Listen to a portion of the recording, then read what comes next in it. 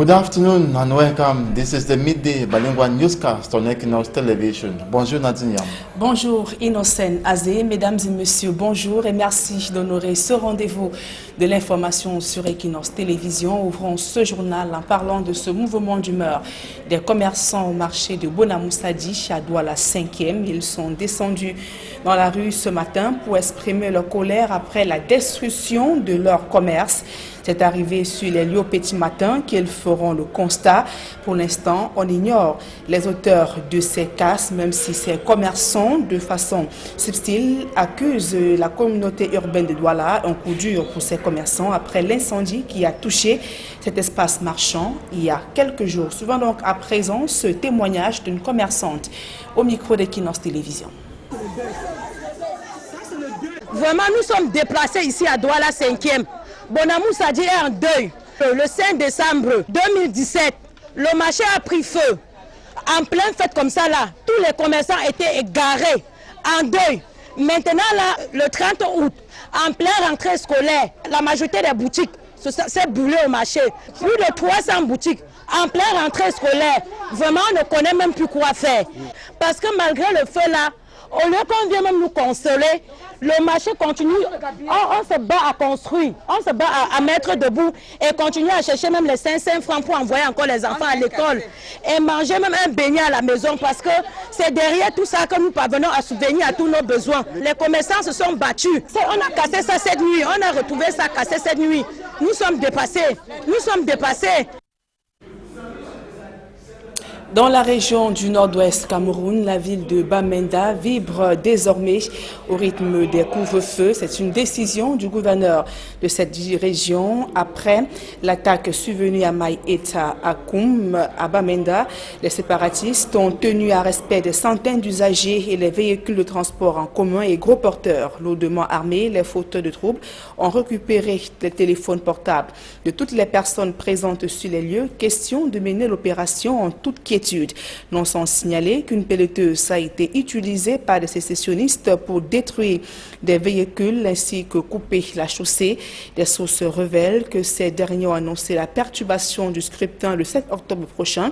Les mêmes sources ajoutent que l'acte sonne comme un avertissement pour ce qui pourrait arriver entre le 16 septembre et le 10 octobre 2018. La riposte des forces de défense a permis non seulement de mettre en déroute les sans-foi ni loi, mais également sécuriser les usagers tenus à respect. Et la route a été réparée quelques heures plus tard. À ces attaques survenues, le gouverneur vient d'interdire les voyages de nuit et toutes les activités commerciales de 18 h à 6 h du matin. Présidentielle 2018, la société civile milite pour une élection calme et de toute sécurité. Le 7 octobre prochain, elle vient d'organiser une campagne de sensibilisation sur la question à Yaoundé. Près de 150 observateurs électoraux ont été formés.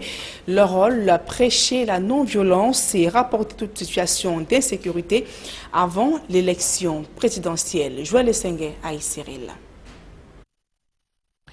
Comment préserver la paix et la sécurité en période électorale? La question intéresse les organisations de la société civile. Réunies dans le cadre d'une campagne de sensibilisation à Yaoundé, elles forment les jeunes à la prévention des violences électorales. Il sera question pour elles et eux de prendre toutes les initiatives en faveur de la paix dans leur communauté, d'éduquer à la non-violence et surtout de veiller et d'alerter. Au cas où il y aurait une situation qui se présente sur le terrain, qui est susceptible de provoquer des violences ou des conflits, les observatrices que nous formons aujourd'hui auront la responsabilité d'appeler la salle de veille qui est coordonnée par WILF Cameroun et pour reporter ces cas-là afin qu'à son tour, WILF Cameroun puisse reporter les cas identifiés aux autorités compétentes pour que des actions soient menées. La session qui se déroule à Yaoundé est la 4e d'une série qui vise à terme la formation de 150 observateurs d'élections dont la mission principale est la dénonciation, l'appel à la retenue et la non-violence active.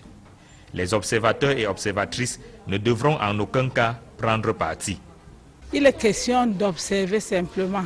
L'observateur n'est pas là pour juger ou alors pour donner son point de vue. Vous observez simplement, ça veut dire que la responsabilité également lui incombe. de prendre des dispositions par rapport à sa propre sécurité. Un accent est mis sur les jeunes, en particulier les jeunes filles. Grands utilisateurs des réseaux sociaux, les jeunes peuvent facilement être atteints par ce canal, tout comme ils peuvent l'utiliser pour atteindre leur cible. Nous avons mis un accent sur les jeunes, pourquoi? Parce qu'il est question d'éducation à la paix, il est question de sensibiliser, de prévenir les conflits. Et nous nous rendons compte, quand nous regardons le paysage au Cameroun, que les réseaux sociaux qui sont fortement utilisés par les jeunes sont un moyen par lequel la violence est véhiculée. Il y a beaucoup de messages de haine sur les réseaux sociaux. Et comme nous savons que les jeunes sont scotchés, je peux le dire ainsi, sur leur téléphone, nous voudrons également que le temps qu'ils mettent sur le téléphone soit mis à profit pour éduquer leurs camarades, pour éduquer la population en général à la paix et à la non-violence.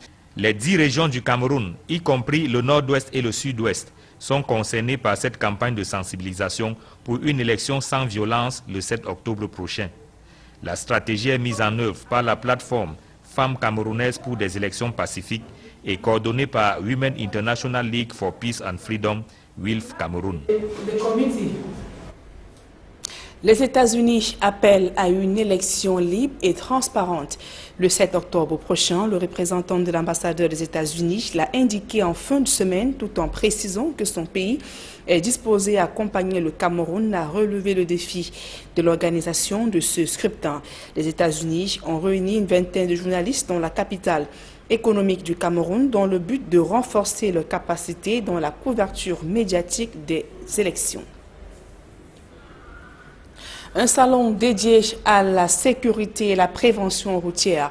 Il se tient en novembre prochain à Yaoundé, dans un contexte marqué par la recrudescence des accidents de la route, et ce malgré les multiples campagnes de prévention initiées par le gouvernement. Le reportage de Marcelin Gansop et Emmanuel Diop. Pas plus tard que jeudi 6 septembre, la nationale numéro 3 a encore fait des morts, au moins 7, à la suite d'un accident survenu dans la localité de Sombo. Un accident de trop qui donne l'impression que les usagers de la route sont sourds aux appels à la prudence et à la vigilance lancés au quotidien. On a des plaques, des panneaux d'obligation de vitesse. Il y a des usagers qui ne respectent pas beaucoup. C'est plus dans ce domaine, puisqu'on a les radars qui sont sur la route, qui flashent les véhicules. C'est plus dans ce domaine qu'on essaye de réprimer. Il en est de cet axe, comme de celui qui relie Douala à Bafoussam et qui fait l'objet de vives critiques de la part des automobilistes. Parmi les facteurs qui relèvent de l'environnement, on a cité le cas des ralentisseurs, n'est-ce pas, qui sont placés sur les routes et sans aucune signalisation verticale qui permet aux automobiles à distance de voir ce que c'est. Et de temps en temps, vient frapper, cogner dedans. Si on est en vitesse avec la pluie, la voiture dérape et souvent ça explique vraiment des accidents très graves. Et les quelques signalisations d'ailleurs qui existent sont horizontaux. Si les pouvoirs publics ont leur part de responsabilité, il y a que la plupart des accidents enregistrés dans le triangle de la mort et même ailleurs ont une cause humaine. Des véhicules qui ont des roues usées. Et je crois qu'il y a certains qui ne mettent pas trop les ceintures de sécurité. Déjà, on peut les éduquer, par exemple sur le non-respect des limitations de vitesse. Le problème, c'est qu'ils ont des communications qui font en route. Quand vous flashez quelqu'un, vous le prenez en vitesse, dès qu'il a soit payé son amende, après, à l'effet patate, il repart. Le salon de l'automobile et de la sécurité routière, prévu du 28 au 30 novembre prochain, se propose donc de poursuivre la sensibilisation en réunissant en un lieu toutes les parties prenantes du secteur routier. Le salon de l'automobile, en fait, il est interpellatif. On interpelle parce qu'à un moment donné, c'est vrai, tous les jours, on apprend. Mais il va jouer un rôle pédagogique pour tous les intervenants de la route. Et c'est ça également le rôle des médias, c'est de nous aider à toucher le maximum de cibles de population qui est impliquée dans ces accidents de la route. Connaître pour prévenir, prévenir pour éviter, mais surtout sécuriser. Tel est le leitmotiv de cette deuxième édition du Salon de l'automobile et de la sécurité routière qu'abritera l'hôtel de ville de Yaoundé. Dans le reste de l'actualité, les acteurs du secteur de la boulangerie, de la pâtisserie et autres activités connexes verront bientôt leurs conditions de travail améliorées. La convention collective revue de ce secteur d'activité a été signée à Yaoundé. Elle accorde des avantages substantiels à la fois aux promoteurs ainsi qu'aux employés. Joël Essengue à Cyril.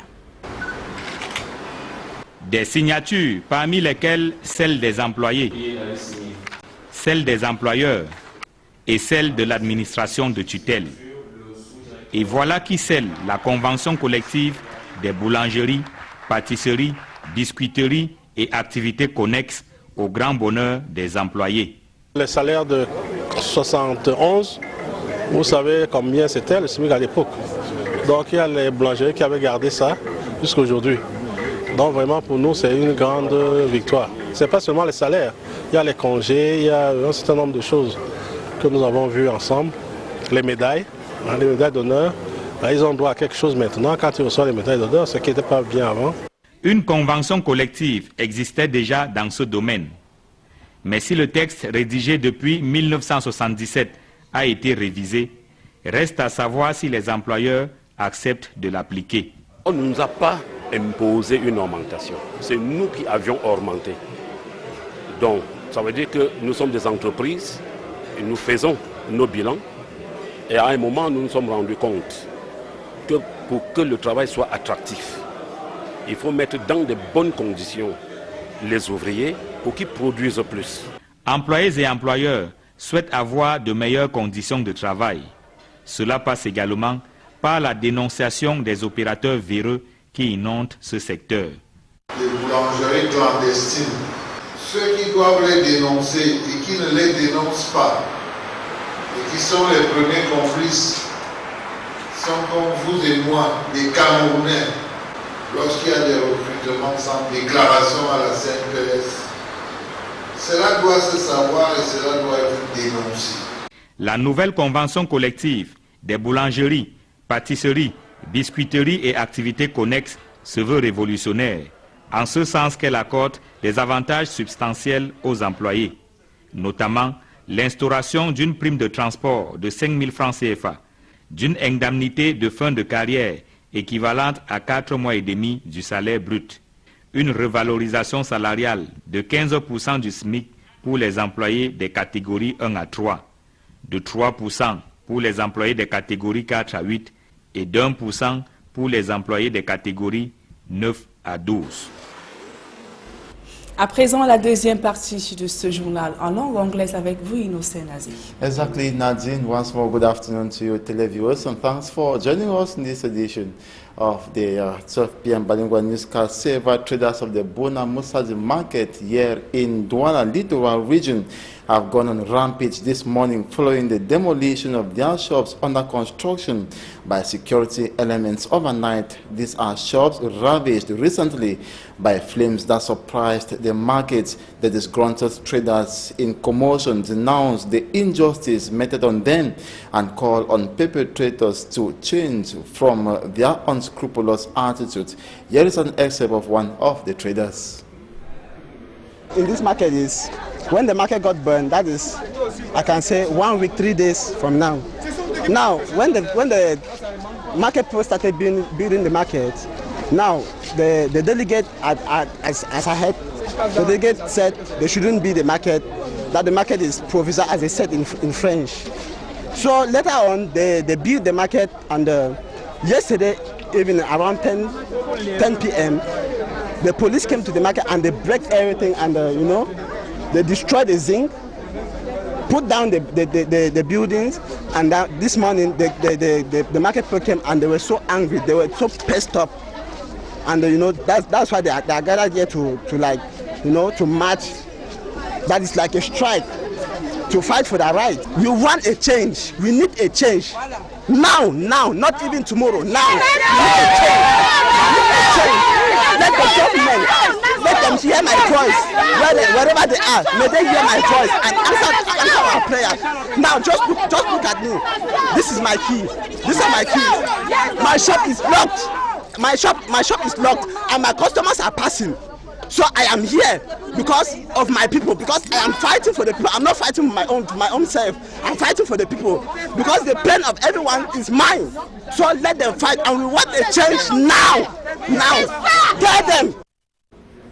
And circulation of vehicles in and out of Bamenda, northwest region of Cameroon, has been re-established after it was paralyzed throughout Saturday night by armed men known to be separatist forces at My 8 Akum.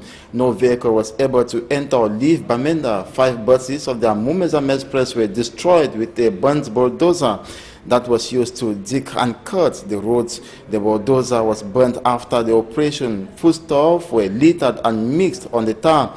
Passengers stranded in the cold all night without security intervention. A bus driver was shot dead. ID cards taken from passengers were destroyed and their mobile phones collected, later handed back to them after the operation. The said separatist fighters had called for no circulation of vehicles in and out of the northwest and southwest regions as from September 16 to the 10th of October, aims to avoid to render the October 7 presidential election a failure in the Anglophone regions.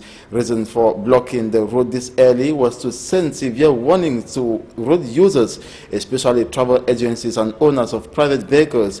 Government is yet to react on this act by the said pro-independence fighters. And meantime, the governor of the Northwest Region, Adovlele Lafrique, has signed a communique dated September 9, suspending the movement of persons and vehicles in its area of command as from 6 p.m. to 6 a.m. till further notice. Night journeys have also been restricted till further notice, and commercial motorcycles have been forbidden from circulating within this time frame. Of licenses have equally been compelled to shut their doors. Only administrative officials are tolerated to be mobile within the prescribed periods of time. Governors of the 10 regions of Cameroon assembled in Yaoundé this morning, precisely at their conference hall of the Yaoundé City Council, for their first Senator Conference of Governors for 2018.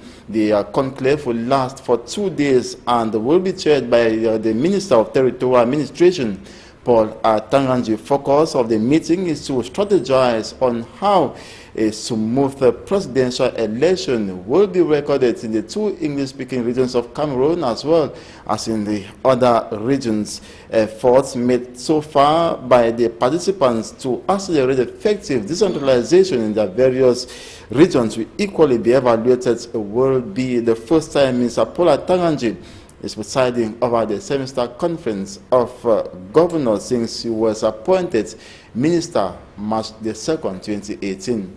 And our strategies or statistics have indicated that there will be famine in the 2 English-speaking regions of Cameroon next season. This was disclosed during a cultural festival in the southwest region. Derry Jato reports. The sons and daughters of Mevio, a village in Limbe 1 subdivision, converge for the 5th edition of their Cultural and Development Assembly on the eve of an imminent famine in the land. Who will argue that next year there will not be food shortage? The people of those divisions have cited. Reason why this 2018 edition is placed under the distinguished patronage of the Cameroon Minister of Agriculture and Rural Development and Governor Bernard Okalia Bilai of the Southwest region is here in that capacity. The people have not been farming because of the war, and so the Ministry of Agriculture decided to use the Mevio Culture and Development Assembly to promote the farmers to double their production in view of covering a larger scope of consumers next year. The donation of hybrid seed and other farm input, critics say these beneficiaries might escape the danger now on their doorsteps. But for how long? For the cause, which is the Anglophone crisis, has not yet been treated.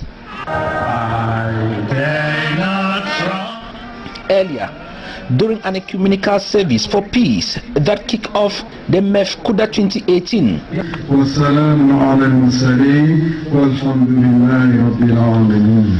Reverend Gebi Gideon of Evangelical Church in Cameroon, during his sermon, said authorities are looking for peace but keep rejecting God, the peace giver. We are clamoring for peace, but we reject the one who gives peace, the one who brings peace, Jesus Christ. He's a Prince of Peace. To Chief Ndiko Fondasin Henry of Mevio Village, the main organizer, and on whose soil the event is taking place. For 2 years running, the wrong people have been given the right assignment of solving the Anglophone crisis. Those to be involved in engaging such dialogue should be the grassroots, who interact with the masses and have a mastery of the situation on the ground. I think that we need young people like myself who, if empowered, will get into the bushes, meet the boys, and ask them, now what is the problem? And not those who will relax in hotel rooms and select a particular class of people and ask them to meet them for that. And the Southwest Governor noted, Your Royal Majesty Chiefs of Bison, you say that you are ready to go to the bushes and bring back those who are hiding there. You have all our support. Dialogue of truth and not dialogue for truth. It is a dialogue that you are going there. When you reach there, both of you will come together and understand yourself. It's not a dialogue that you bring your own to impose on people. A man cannot live 100 kilometers away in Yaoundé and claim that he knows the problems of people living in Linda. He doesn't know it.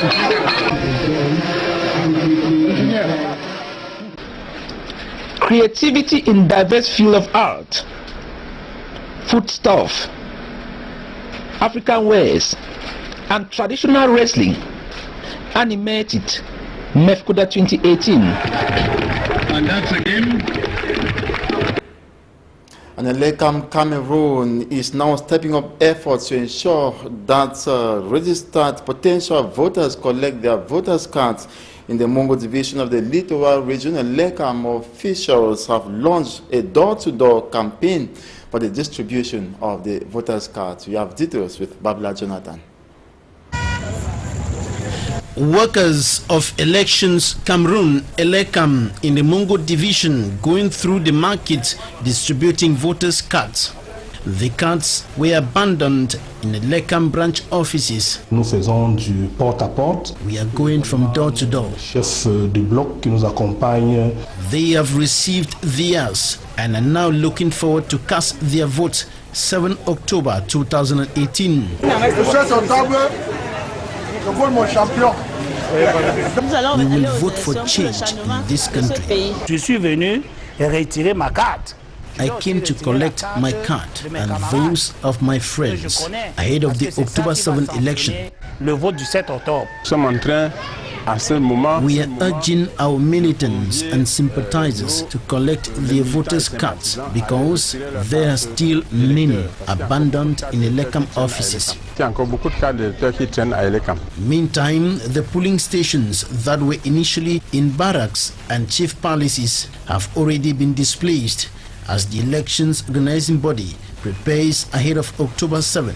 We have already received the 662 electoral kits for the different polling stations. Those that were in barracks, chief palaces and gendarmerie stations were already removed from those places. Les gendarmeries étaient délocalisées. En ce qui concerne le vote des déplacés, concerning persons who fled violence in the crisis-stricken Anglophone regions of Cameroon to parts of the Mungo division in the littoral region of the country, nous allons attendre l'impulsion de la haute hiérarchie. Local officials of Elections Cameroon are still waiting for instructions from the head office in Yaoundé. And a young Cameroonian by name Munge Nane has transformed her passion into a source of income. Though a student, she uses rubber and iron beads to manufacture objects for decoration and equally beauty in Chang West region of Cameroon, as reported by Fomi Armstrong Sanda. In front of their family house with a scissors, pliers, fishing line and other tools, Nane Mungi is in her little workshop. Though a student, this young Cameroonian on holiday has decided to make ends meet out of her passion. She produces objects for decoration and beauty like bracelets, head crowns, flower jars, rings, centerpieces, bags and many more. For the material, the raw material I use plastic beads as well as stone beads. Like this chain is all made in stone beads. Then I get the material from Bamenda, and sometimes when it's rough, I go to Bafoussam to buy the beads. An activity which, according to her, is motivated by passion. It's true that I like doing all of this, but it's also, I have also a motive to help my parents pay my school fees, because now times are really hard as I'm doing this, and I'm also happy as I go home and come out with money, because one way or the other I can go back home.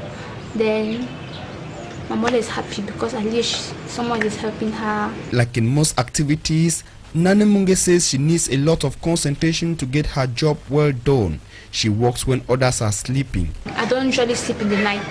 I get up, maybe I sleep during the day and I wake up around 10 o'clock. Then I work. Maybe if I have the material at hand, I can use it and start working. I can make 2 or 3 motifs per day, it depends. I can make a bag a night. I can make 2 flower jars. I can make several chains during the night, depending on the design. After the production phase, the young Cameroonian embarks on the marketing stage. She moves from office to office, door to door, and from one market to another in search of clients. Absorbing every odd that has to do with her job, Nane Munge remains focused to the old saying that hard work pays. I can leave the house by 10 o'clock and I'm back by 2 p.m. and I can make 10,000, then sometimes 9, sometimes 12. Yes, I usually come out even home with 15,000 francs. Happy with francs what she does and determined to grow as a self-employed Cameroonian, Nane Munge called on young people to stop being job seekers and become job creators by doing what they know best.